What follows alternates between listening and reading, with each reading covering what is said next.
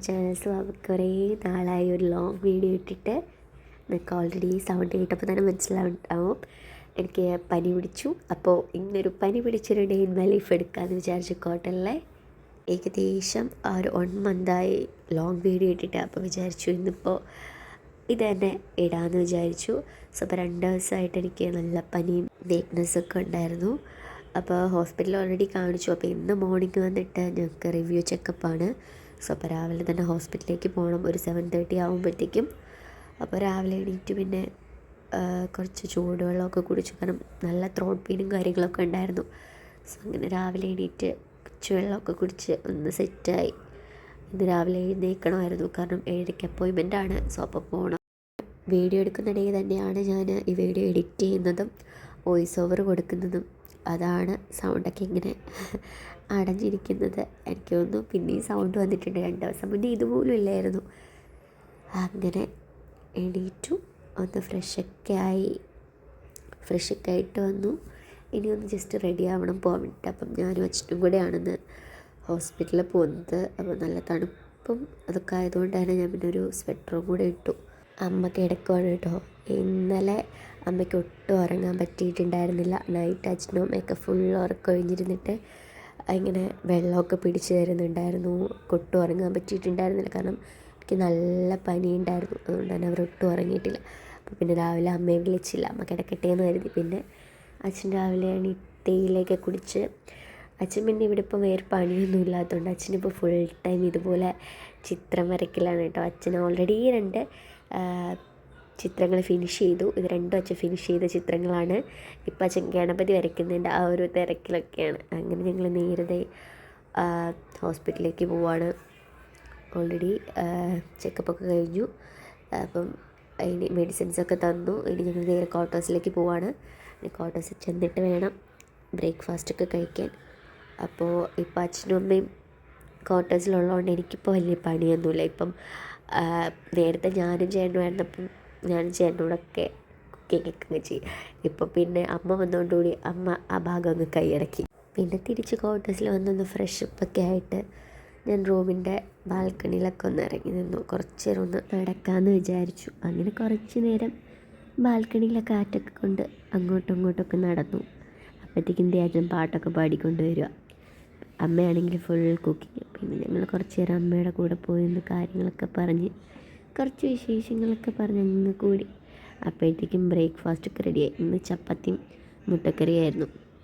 ഞാൻ കുറച്ച് ദിവസമായിട്ട് മുട്ടക്കറി വേണമെന്ന്. അപ്പോൾ അമ്മ പറയുകയും ചെയ്തു പനി ആയതുകൊണ്ട് മുട്ടക്കറി കഴിക്കാമോ എന്നൊക്കെ. എന്നാലും ഞാനങ്ങ് കഴിച്ചു. പക്ഷേ എനിക്കിഷ്ടപ്പെട്ടു കേട്ടോ. അമ്മ വേറെ ഏതോ ഒരു രീതിയിൽ കുക്കറിലൊക്കെ വെച്ച മുട്ടക്കറി വെച്ചെന്നൊക്കെ പറഞ്ഞു. പിന്നെ അത് കഴിഞ്ഞാൽ പിന്നെ ഒരു ലോഡ് ഗുളിക കഴിക്കാനുണ്ട്. പിന്നെ ഗുളികയൊക്കെ കഴിച്ച്. ഈ ഗുളിക കഴിച്ച് കഴിഞ്ഞാൽ ഭയങ്കര സെഡേഷനാണെന്ന് തോന്നുന്നു. ഭയങ്കര ഉറക്കമാണ്. കാരണം മെനഞ്ഞാന്ന് രാത്രി ഉറങ്ങാതെ ഞാൻ മോർണിംഗ് എണീറ്റിരുന്ന് ഉറക്കം തൂങ്ങി.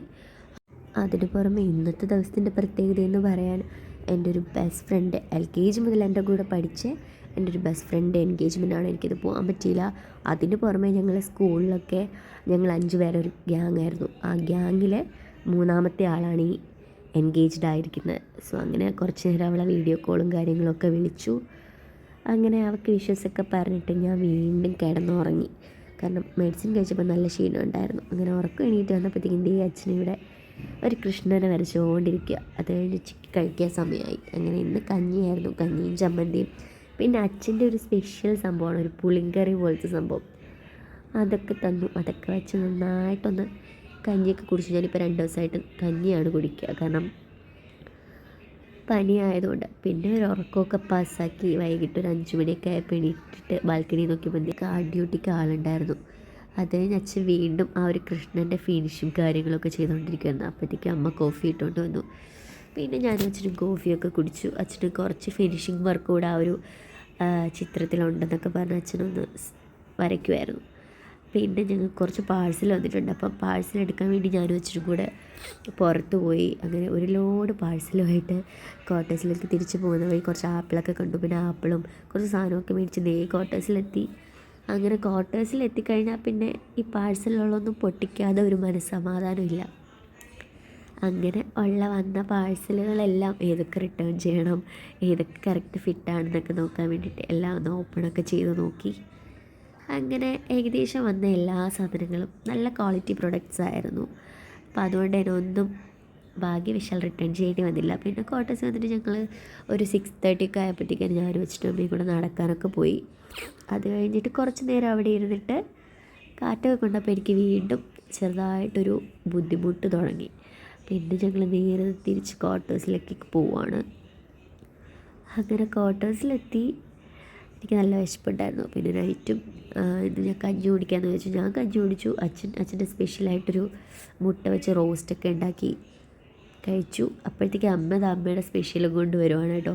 ഈ അവലോസ് പൊടിയിൽ എന്തോ ശർക്കരയൊക്കെ ഇട്ട് എന്തൊക്കെയോ സ്പെഷ്യലാണ്. അമ്മ ഇന്ന് ഇതാണ് കഴിക്കുന്നതെന്ന് പറഞ്ഞു. ഫുഡ് കഴിച്ച് കഴിഞ്ഞാൽ പിന്നെ കുറച്ച് മെഡിസിൻസ് കഴിക്കാനുണ്ട് നൈറ്റ്.